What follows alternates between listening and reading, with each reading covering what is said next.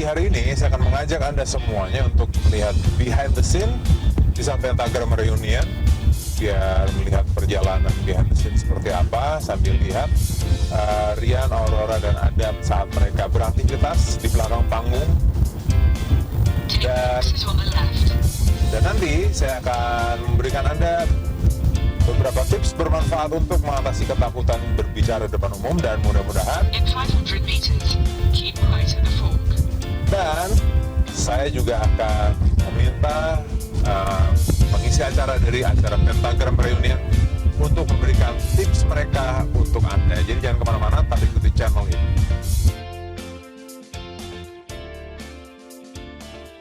Kakak Aurora, boleh dong ceritain apa sih yang membuat live itu beda? Ya, halo, nama aku Aurora. Aku udah ikut Mas Romi udah dari sekitar tahun 2010 kalau nggak salah ya, 2010. Jadi ya bisa dihitung sendiri udah berapa lama. Terus kalau kenapa live itu beda dengan acara-acara off air, bedanya sih ya sebenarnya sama-sama tegang dan sama-sama harus persiapan yang matang. Cuma bedanya pas pada saat kalau live itu ibaratnya apa ya, tidak ada toleransi atas kesalahan, nggak bisa ada toleransi terhadap kesalahan lah gitu, karena kan itu live benar-benar tayang. Jadi meskipun kayak kita udah prepare pun tetap benar-benar ya berasa aja sih tegangnya gitu ya. Kalau misalnya penyanyi kan mungkin kalau misalnya lupa lirik lagu, mikrofonnya bisa dioperin ke tamu-tamunya. Kalau misalnya jenis tipikal show-nya Romi Rafael kan nggak mungkin bisa kayak gitu, jadi benar-benar harus perfect sih gitu. Halo, nama saya Rian Ardiansa. Saya sebagai tim audio dan teknik untuk Mas Romi Rafael. Di sini saya mulai bergabung sekitar 5 atau 4 tahun. Untuk pekerjaan saya di sini mengecek sebelum Mas Romi show, seperti mikrofon, audio untuk backsound dan lain-lain agar sempurna. Suka dukanya selama bergabung di tim Romi Rafael tuh, sukanya ya ketika kita ada show di luar kota, kita sekalian jalan-jalan refreshing. Dukanya sih paling kalau ada live kita harus deg-degan, karena itu dituntut harus benar-benar terbaik. Halo, nama saya Adam Rahmat, biasa dipanggil Adam lah. Tugas saya di sini sih sebagai tim propertinya Mas Romi ya. Dan saya tuh bisa diibaratkan tuh yang paling muda, yang paling baru bergabung. Belum lama sih, baru sekitar 2 tahun lah.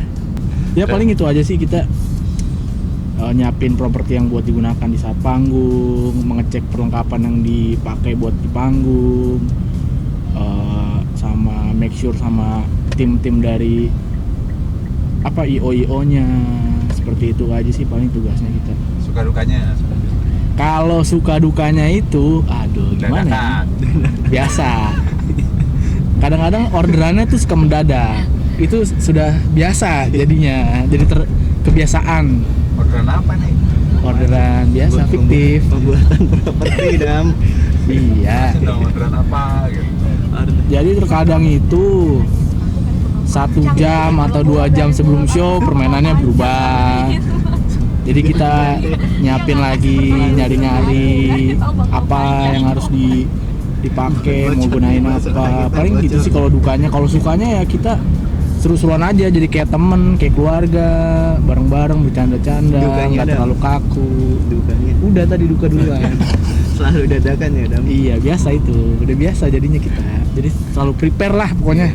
Ditanyain cross check sekali 2 kali harus.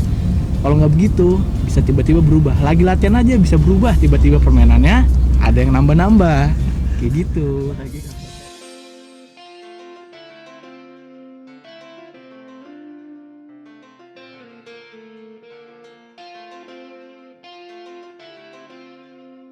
Pemirsa, sekarang saya bersama dengan one and only Master of Illusionist Demian Aditya. Bisa ada penonton ya? Wah, gitu.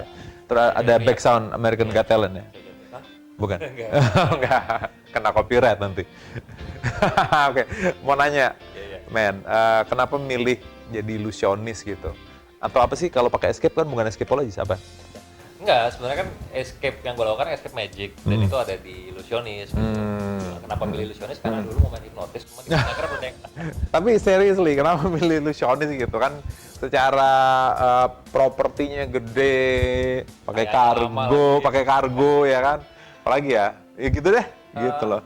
Karena ya mungkin kalau kita sama-sama udah tahu ya, cuma kan viewersnya Romi Rafael kan belum tahu. Jadi intinya dulu itu kita diminta untuk cari sebuah aliran yang berbeda dengan yang lain. Misalkan kita dulu ada banyak kan, dan yang paling dominan memang kita berlima. Dulu udah ada aliran masing-masing. Awalnya lo tahu gue ambil Bizarre karena pengen menunjukkan bahwa magic is real, itu mistik gitu kan. Tapi kesini kayaknya gue tidak bisa seperti kalian, lo dan Dedi, dalam arti yang full makeup segala macam, in karakter gue nggak bisa. Ya gue akhirnya nyari yang kalian tidak bisa. Ya gue jadi anak muda, stylish, karena kan lu udah bener-bener looks-nya apa ya, dandy lah misalnya, apa sih namanya? Karakter? Bukan. As a looks itu metroseksual. Kalau gue dengan yang lifestyle-nya, lebih ke stylishnya. Gue ambil ke arah ke situ, terus ya gue nggak pakai apa-apa, ya gue anak muda biasa aja, yang memang anak ya pakai gel atau apapun yang bisa berubah kapan aja ngikutin zaman pada saat itu. Terus permainan ilusinya ya gue cari yang kalian tidak bisa, dalam artian kalau gue misalkan bermain yang berhubungan dengan mentalism atau hipnosis itu apa ya, dekat dengan kalian. Nah, gue harus nyari yang berseberangan. Istilahnya kalau as a business, jadi gue tidak akan tabrakan sama lu nih alirannya gitu loh. Jadi gue cari misalkan gini, kan kita udah bersama-sama waktu itu 4 tahun. Terus di TV lo udah duluan terkenal, Deddy Corbuzier udah duluan terkenal. Gue harus cari sesuatu yang beda. Akhirnya gue tarik mundur nih. Apa yang bikin gue tertarik sama sulap? Pada saat itu nonton David Copperfield. Ya udah, that's my love at first sight. Lihat dia main ilusi, langsung gue menjadi seperti dia aja. Terus kenapa waktu tiba-tiba munculin ide atau gue ke AGT gitu, American Got Talent. Padahal ada Asian Got Talent. Itu sebenarnya bukan ini men, bukan kemauan gue mau ikut, enggak. Jadi asal muasalnya bahkan itu tahun 2015 gue punya acara Perfect Escape yang gue publish di suatu TV dan gue upload di YouTube. Karena buat gue ini kan sebuah hal yang nggak pernah dilakukan oleh siapapun di dunia. Gue upload di YouTube, di situ gue tulis Extreme Stunt, hashtagnya ya Extreme Stunt, terus begitu best illusion, apalah pokoknya yang benar-benar yang memang gue mempresent dengan videonya gitu. Out of nowhere tahun 2000 kan itu kan gue 2015, out of nowhere 2016 gue dikontak. Oh gitu. Jadi mereka kontak gue, mereka email gue bilang katanya would you be interested to be in our show? Terus gue ya, kenapa kacang gitu kan, why not gitu. Oke, lama. Kenapa kacang, why not. Akhirnya gue langsung oke gitu, ya udah gue bilang gue mau gitu. Terus bukan kenapa biji ya? sama juga. Oke, lanjut. Akhirnya gue langsung bilang ya udah boleh gitu kan. Terus kita ngediskus apa yang perlu dimainin dan segala macam. Udah ngebahas, mereka udah oke. Terus tiba-tiba kapan sih acaranya? Would you be able, katanya dia, would you be able to be in LA next week? Anjir, cepet banget. Gila, nggak mungkin kan? Terus nggak bisa, gue kasih tahu nggak bisa, kalau bikin visa aja itu minimal seminggu. Ya dengan tetek bengek semua lah gue jelasin. Terus sebetulnya mereka bilang karena last shootnya itu adalah seminggu lagi. Kalau misalnya lo nggak bisa, ya mudah-mudahan next year lo bisa join. Terus gue sedih karena gue udah gila men, gue dapet kesempatan itu. Tapi ya gue nggak mau buru-buru juga dan harus persiapkan semua matang karena ini kan ya gue nggak tahu apapun itu bisa jadi breakthrough kan. Ya udahlah, gue relain, gue bilang ya I prefer untuk tidak terburu-buru. Oke, mereka mengerti. Udah, habis itu gue pikir udah gone. Nah, gue nggak ada kesempatan lagi ya. At least gue bersyukur karena pernah dilihat sama mereka. Tiba-tiba tahun depan bulan Februari gue inget banget, dia bilang oke, sekarang udah bisa dong berarti gitu kan. Masih mau nggak? Gue bilang ya mau lah gue gitu. Udah kita ngobrol-ngobrol segala macam. Gitu ceritanya. I see. Tapi alatnya dibuat di sana berarti ya? Yang pertama bawa men. Oh, bawa segede gitu? Iya, 150 juta men ngirimnya men. Wih, dan oke. Nah itu Ilusionis gak kaya-kaya anjir. Lu enak hipnotis cuma megang mic doang. Lama kayaknya anjir. merendah tuh, iya. Main podcast aja biar cepet kaya anjir. Tertutupan close the door itu ya? Iya, ya temen kita itu. Nah berarti waktu bawa kan kemarin curhatan nggak bisa dibawa balik ke Indonesia alat. Betul. Jadi sebenarnya ini ada regulasi baru dari pada saat itu ya, Oke. itu ada regulasi baru dari Ibu siapa yang menteri itu loh lautan itu. Ibu Susi. Ibu ya. Jadi ada dari Ibu Susi kalau nggak salah ya, setelah gue tanya-tanya kenapa, jadi Ibu Susi bikin kebijakan baru ketika ada barang yang misalkan masuk maupun itu kita bawa sendiri itu kena pajak ataupun kena biaya masuk. Sebenarnya gue paham maksudnya Ibu Susi itu bikin tuh kenapa, karena dijelaskan panjang lebar gara-gara sering disalahgunakan. Misalkan ada orang bilangnya pameran ke luar negeri, begitu balik alat pamerannya diselipin handphone dan segala macam. Jadi sekalian lah haji mumpung supaya bebas pajak. Nah untuk menghindari itu apapun bentuknya yang masuk ya lu bayar gitu. Nah gue waktu itu bikin alatnya itu anggaplah nominalnya sekian gitu, sekian puluh juta. Begitu udah nyampe Jakarta kan udah kirim sana balik lagi, pas mau ngambil ketahan, dibilang katanya nggak bisa, lo harus bayar, which is kalau misalnya gue bayar itu sama dengan gue bikin itu alat. Jadi akhirnya gue bilang sama tim gue, ngomong sama mereka, ambil aja. Karena lebih baik gue bikin sendiri daripada gue bikin. Nggak dihancurin di sana? Ya nggak apa-apa, Kan ada kan gue bawa semua rahasianya. Oke. Itu kan dismantle. Di dismantle ya. Jadi kan titik tingginya itu kan kalau nggak salah Iya, tinggi. setengah meter. Nah itu kan di dismantle jadi satu ya berapa ya kalau nggak salah 1 meter lah. Oke. Gitu. Oke. Dismantle. Nah yang krusialnya yang rahasianya itu gue bawa. Oke. Gue di koper. Oke. Jadi kayak ambil aja. Berarti shippingnya aja 150 juta nih? Shippingnya doang. Bukan bikinnya? Bukan. Kalau shipping lagi ke Indonesia sama aja kayak bikin baru dong? Gitu ya ceritanya? Iya. Oke. Banget. Iya. Itu baru sensor cer. Nah, belum yang lain-lain. Belum yang lain-lain gitu kan. Oh, itu bukan bikin di sana? Bikin sana kan pakai duit, Pak. Oke. Aku pikir bisa dibawa di sini. Nah, pakai duit, Pak, bikin sana. Iya, Pak. betul sih. 3 kali lipat dibanding yang pasir. nah ini pertanyaan yang mungkin belum pernah ditanya. Kenapa suka film horor? Kan nggak banyak yang tahu Damien tuh suka film horor gitu. Apa ya? Kalau ditanya kenapa, gue juga bingung. Tapi pada saat gue nonton film horor, tuh gue seneng dengan sensasi yang di-create. Jadi dari film itu kita bisa merasakan kayak gini men. Gue tanpa harus kenal sama si produsernya, siapapun, tapi gue bisa merasakan message yang bisa yang disampaikan lewat film. Gitu. Jadi kayak gue bisa ngerasain deg-degannya, gue bisa rasain sampai kalau ada yang buka pintu doang, gue sampai gini. Ada itu tuh. Realisme mungkin ya? Bisa memberikan gue impact. Realisme ya. Beda kalau kayak nonton Transformer. Ya, kan paling yang wah keren. Keren ya, Pacific Rim gitu ya, keren. Ini kebawa kayak cuman yang gue bisa yang bisa yang begini. Karena gue kalau kayak misalnya nonton film Conjuring tuh gue bisa sampai gini nih.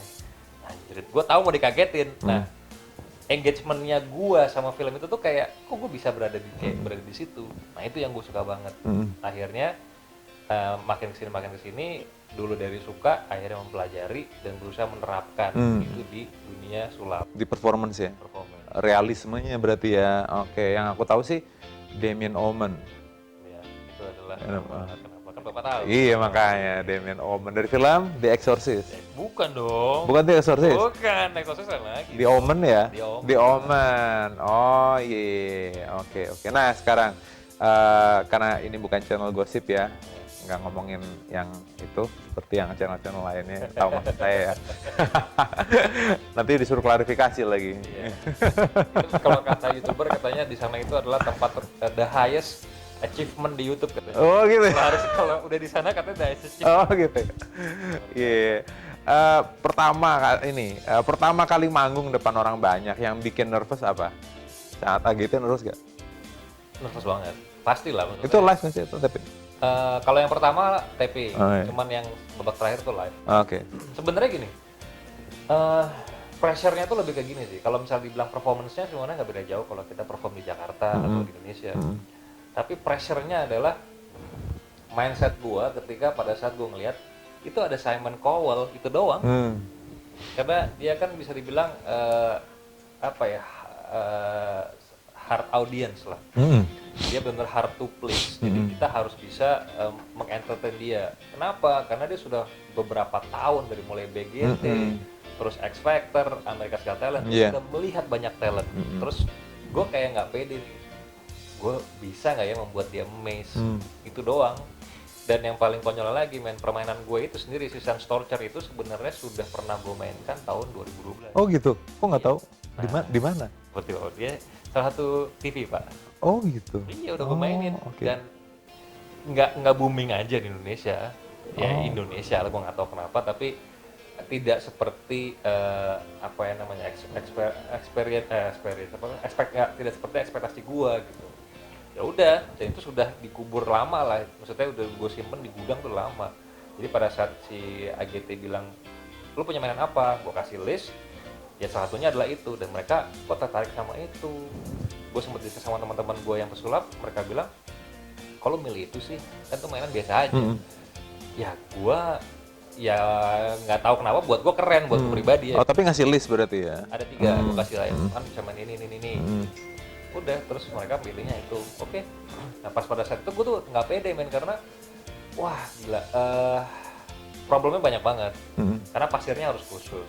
Kalau gue bawa dari Jakarta, itu aja di Jakarta kan harus digoreng dulu untuk biar bisa jatuhnya bagus. Nah kita butuh spesifikasi pasir yang sama aja, harus itu kalau nggak salah 3 kali 4 kali beli mereka. Jadi ribet banget, dan mental gue udah sempat down. Bayangin, gue harus perform jam 5, jam 3 pasir gue belum dapat. 2 jam sebelumnya? Kalau di Indonesia kita udah biasa ya.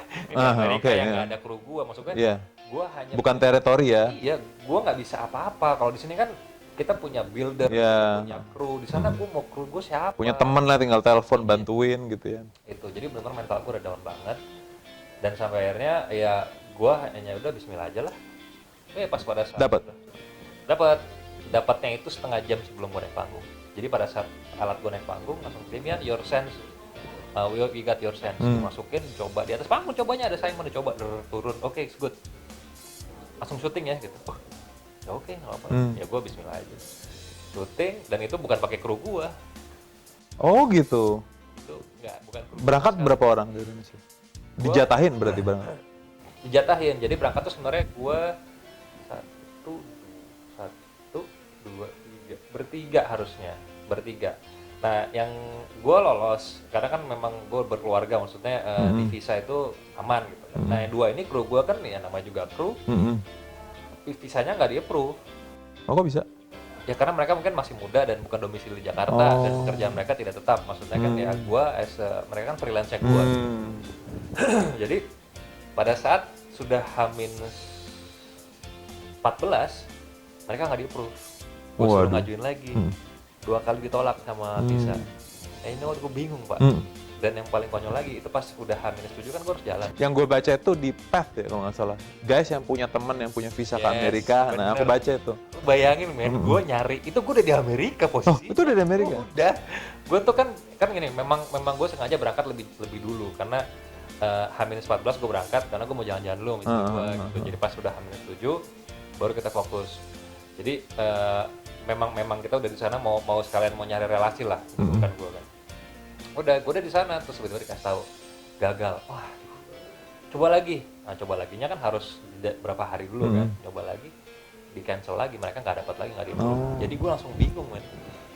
Kalau di Amerika memang ada khusus stage hand, tapi biayanya itu kalau nggak salah per show lo apa per jamnya gitu, gue lupa. Ada per jamnya, sama kalau yang mau full itu kalau nggak salah $1,000 sehari. Which is gue yang ngerasa, wah nggak make sense lah. Oh itu bukan TV yang ngurusnya? Enggak, kan lu urusan lu sendiri, untuk lu. Wah pokoknya banyak banget ya, obstacle itu banyak banget. Udah pasrah. Kru gue yang ngalah kadar, dalam arti itu mereka bukan pesulap, mereka hanya IO yang punya visa. Total yang berapa orang? Total sama gue sama istri gue berempat tuh. Itu ditanggung mereka berarti? Oh oke. berempat ya. Berarti Rehearsalnya itu latihan H-1. H-1 di panggung atau di Enggak, di luar. Jadi kan kita dikasih setiap orang dikasih kayak ruangan gini lah. Jadi dikasih sekat-sekat gitu ya, ini punya Adrian, aku ada banyak. Nah, di situ latihan. Wah, itu gila. Pengalaman yang gak akan gue lupain. Tapi yang gue suka mereka benar-benar sangat profesional. Jadi mereka itu siapa? kayak EGT. Oh, EGT. Kita duduk nih misalkan di ruang tunggu. Ini ruang mereka namanya holding room bilang. Jadi semua artisnya ada di sini nungguin.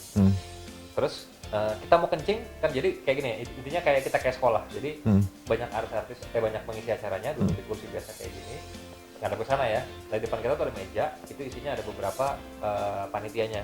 Pokoknya panitianya atau pengurusnya gue nggak tahu. Pokoknya panitia ada sekitar 5 orang duduk ngadep kita. Terus kalau misalnya kita yang gini, sorry gue mau ke toilet, langsung gini, Dimen mau ke toilet nih, ada yang datang, Dimen, let's go. Setiap orang yang keluar dari ruangan itu harus di escort. Nanti udah begitu pas mereka gue jalan dari toilet baru masuk, itu gue langsung bilang oke, Dimen udah masuk, nanti yang di sini duduk ngomong oke, gue terima, udah boleh pergi. Terus ada momen lagi yang gini, tiba-tiba datang laporan, gue butuh Demian buat syuting B-roll di luar. Oke, terus yang di sini ngomong pakai HT ke yang lain ngasih tahu, Demian syuting B-roll ya, diambil sama ini. Oke, baru begitu oke, gue jalan. Sampai sana, gue di escort sama orang itu. Sampai sana ada lagi timnya yang syuting, datang, ketemu, Demian udah di tim ini ya, yang di situ timnya. Sekarang Demian sama gue. Gue bilang gila men. Itu jadi lu nggak akan pernah hilang, lu nggak bisa hilang men. Lu nggak bisa ngilang, nggak bisa ngumpet, lu nggak bisa. Udah, lu ketahuan ya. Keren, maksudnya seprofesional itu. Dan kayak gue ada satu pas udah habis gue lolos kan, dapat pokoknya lolos lah, nggak ada buzzer sama sekali. Terus datang kan, masuk lagi ke ruang holding room, terus tiba-tiba ada satu orang yang gini, kita boleh foto nggak? Dia difotoin dulu nih buat promo. Ada satu orang yang, oh lo siapa? Kita ini kok, karena sebelum Demian diwawancara tadi malam kita butuh foto doang. Gue masuk ke ruangan, di foto-foto, terus didatengin sama orang lain lagi. Sorry, lo izin sama siapa? Enggak, gue ambil foto dulu, nggak bisa, Demian. Gitu kan, maksudnya kayak gitu ya? beneran, maksudnya mereka satu tim, tapi mereka gitu. Siapa yang ngizinin lo? Nggak ada, gue ini karena butuh buat foto. Nggak, lo harus ngomong dulu. Udah ngomong belum? Nggak, oke Demian, cabut. Lagi setengah foto-foto men. Ya maksud gue segitu ketatnya, sebegitu profesionalnya mereka. Dan itu gue banyak belajar dari mereka, yang akhirnya gue terapin ke tim gue. Kalau mau ada apa-apa saling komunikasi gitu. Jadi pakai HT semua, komunikasi, ngobrol, ya apapun harus ngobrol. Nah pengalaman itu yang seru sebenarnya sih. Yang stresnya lebih tinggi dari AGT ada nggak yang bikin nervous? Ada, waktu di Cina pokoknya semua segala pun yang kebentuk Cina. Wih. Iya. World's Got Talent. Terus The Magician waktu itu gue di Cina. Wah itu lebih parah karena kenapa? Stressornya lebih tinggi, dalam arti Amerika kalau nggak di EGT lah, di EGT, Australia Got Talent semua menurut gue tuh kalau tertinggi yang benar-benar sangat well prepared gitu, semuanya itu benar-benar pengurusannya segala macamnya baik, Amerika. Yang kedua Australia, the worst-nya adalah di Cina. Oh karena, gitu? Iya, lu bayangin men, lu gini ya, mereka bisa ngundang gue untuk main apa gitu, sudah disiapin, tiba-tiba gini, lu bisa dong nanti pas sebelum lu perform ada lagi mainan satu. Oh ditembak gitu ya, dadakan? Kan ya bisa kalau lu siapin, tapi bisa kan apa gitu kayak di Indonesia lah.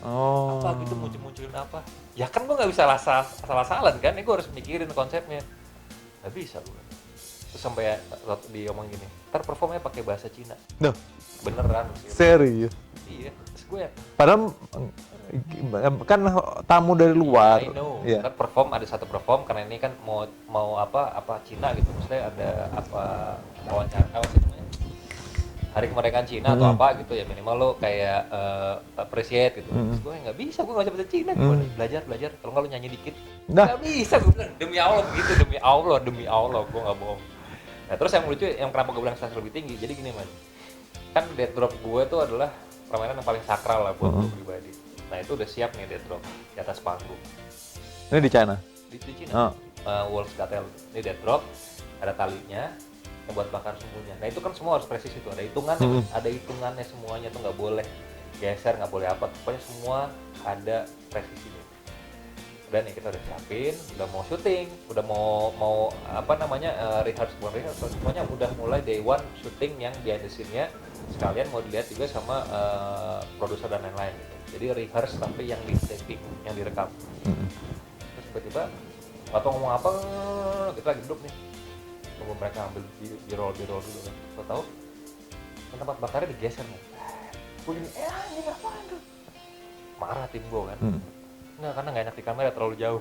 Aduh. Demi Allah, gue pengen, wah kacau nih gue. Itu makanya gue bilang stresnya lebih tinggi karena kita tuh diacak-acak malah gitu. Jadi kayak mereka tuh kayak paham, sok-sok paham aja. Oh, I see. Nah, kenapa gue bilang lebih stres? Karena kita sendiri kan as a performer udah harus mikirin semuanya kan, jangan sampai salah. Nah, ini acara udah menurut gue mainan udah paling sakral banget karena berbekas banget, tiba-tiba dimacem-macemin sama orang gitu. Kan ini kan sistemnya kayak katrol kan, kayak apa namanya? Ya katrol lah. Puli gitu. Kalau misalnya ini maju berarti kan ininya tuh turun. Begitu turun ada hitungannya lagi nih. Terus safety-nya juga kan beda. Nggak ngelok gitu. Ya gitu. Udah panik gue ya. Apa nih? Soalnya marah tim gue kan. Gue sampai econ waktu itu kan yang Berapa orang berangkat? waktu itu yang berangkat berlima. Kita dikasih kebijaksanaan berangkat berlima. Oke. Dibilang pokoknya jangan pernah sentuh alatnya Demian tanpa omongan, tanpa setujuan gue. Pakai bahasa Inggris. Bahasa Inggris. Oh, mereka ngerti? Enggak. Kan ada Memang. translatornya ada. Oh, oke. Ya memang gitu sih. Gitu. Ya itu makanya kalau lo tanya tadi yang paling stres menurut gue di situ. Nah, buat yang nonton kan nggak mungkin mengalami yang dialami Damien gitu kan. Stresornya nggak mungkin seperti itu gitu. Nah, tapi bisa nggak ngasih bukan cuma tips ya yang dilakukan seorang Damien Aditya waktu itu gitu, stresornya lagi tingginya gitu. Nah itu memang kalau pada saat itu agak sulit ya, tapi gue tetap berusaha untuk gimana caranya di otak gue tuh kayak punya folder gitu loh men. Jadi gue berusaha untuk ini gue lagi di folder ini, gue lagi kebuka nih filenya nih. Jadi kalau dibayangin kan kayak dibuka dulu, marah-marah segala macam, nanti gue bisa dilipat dulu, masukin folder itu dulu. Udah. Nah begitu gue udah bisa relax, baru gue bilang temen gue sama kru gue, masalahnya gini ya, lo harus coba taking care, please taking care, gimana caranya, lo udah tau maunya gue, udah jangan sampai semuanya berjalan yang di luar kita rencanakan gitu aja. Ya makanya gue butuh tim, nah makanya tim gue tuh sekarang yang itu selalu ada beberapa, ada Econ, ada Nio, nah mereka itu kayak hidup dan matinya tim gue gitu di show gue. Mereka udah tahu apa yang gue mau. Misalnya kalau misalnya di show gue itu selalu yang ngedirect Econ, dia the whole show dia yang ngedirect. Kalau gue cuma gini doang, misalkan gue lagi ngomong, gue lagi ini gue gini doang, dia udah tahu nih Ediman minta spidol tuh. Jadi dikasih, kan kru gue yang ngedirect dia, Ediman butuh nih, jadi kayak dalangnya tuh dia. Jadi kalau gue akhirnya punya hidup dan mati, tim hidup dan mati, supaya untuk membagi stresnya gue. Kita kan performer ya. Gue ngerasa pernah sekali tuh gue mencoba untuk menghandle semuanya sendiri, malah jadi kacau. Karena pada saat kita di atas panggung, kita nggak boleh lagi mikirin mainannya mesti gimana. Kita harus mikirin gimana caranya untuk ngomong yang benar, audio direction-nya bagus, terus flow-nya enak, bikin jokes. Karena kalau misalnya kitanya lagi bad mood, jokesnya nggak keluar gitu kan. Nah itu tuh, dan tim gue tahu kalau misalnya gue lagi show, ada masalah dikit aja, itu pasti gue berantakan tuh ya, skripnya berantakan, lupa ada yang partnya, sequence-nya skip, nah itu. Jadi rules-nya kalau misalnya yang sudah diterapkan dari zaman dulu adalah ketika pada saat Demian mau show, apapun masalahnya Demian nggak boleh tahu, tapi dua orang ini harus cari solusi. Jadi gitu. Buat teman-teman di sini mungkin yang nonton, kalau misalnya memang ada kesamaan profesi atau misalkan kalian juga di sana dengan profesi masing-masing, mungkin ada baiknya juga punya think tank-nya teman yang benar-benar yang bisa hidup mati. Kalau misalnya perform atau misalnya kerjaan, makanya kadang-kadang kan kalau di dunia kerjaan pindah ke kantor lain, timnya dia tarik. Nah itu kenyamanan itu tuh Rom, itu yang akhirnya ngebuat minimal stress level lu tuh lebih rendah. Oke. Gitu. Jadi lebih baik punya super team daripada jadi Superman. Yes. Asik. Nah, untuk younger generation, untuk menginspirasi mereka, kan banyak kan sih yang bongkar-bongkar rahasia? Banyak. Banyak ya? Banyak. Di Indonesia ya? Di luar juga, nggak hanya Indonesia. Oh, di luar ya? Oh ya, kalau di Indonesia? Ada ya? Yang dominan ada. Yang dominan ada? Viceroy namanya. Oke.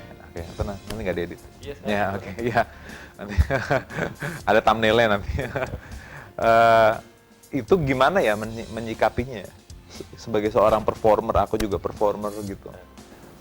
Sebenarnya gini, gue tuh sempat kemarin itu sangat marah sih sebenarnya, gue pribadi awalnya ya. Sangat marah karena gue total mungkin sudah 25 tahun kali, maksudnya benar-benar dari mulai suka sampai profesional 25 tahun.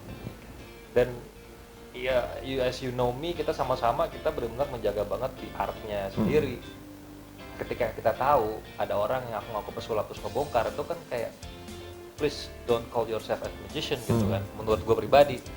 Tapi then again, sejalannya waktu ya akan ada orang seperti itu. Kita bicara yang paling simpel aja, dulu ada mass magician, mau berdalih apapun, misalnya bilang katanya biar pesulap lebih kreatif, cuman itu mah buat gue bullshit lah. Itu hanya lip service yang akhirnya menghalalkan cara dia untuk biar hey, ini bisa loh, ini boleh gitu, menghalalkan caranya dia gitu kan. Nah, kalau buat gue misalkan apapun itu, si YouTuber ini bikin cara dengan tutorial atau bilang yang mau ngajarin atau apapun whatever, buat gue itu hanya sebuah cara dia menghalalkan cara yang dilakukan. Nah, orang seperti itu pasti ada. Gimana caranya untuk menghadapi itu? Biarin aja. Karena buat gue gimana tidak akan pernah ada orang nomor 1 kalau nggak ada nomor 2, 3, dan 4. I see. Keren. Ya kan? Keren. Dan akan pasti selalu ada. Tugasnya kita hanya satu, Rom. Tunjukin. Gitu. Makanya kayak lu punya YouTube, lu dengan karya lu tunjukin kan.